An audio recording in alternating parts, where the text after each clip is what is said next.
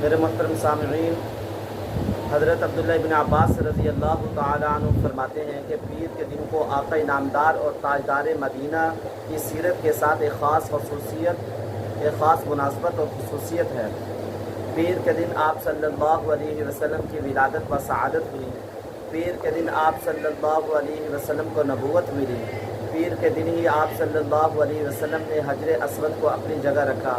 پیر کے دن ہی آپ صلی اللہ علیہ وسلم نے مکہ مکرمہ سے مدینہ کی طرف ہجرت کا جو سفر غار ثور سے شروع کیا۔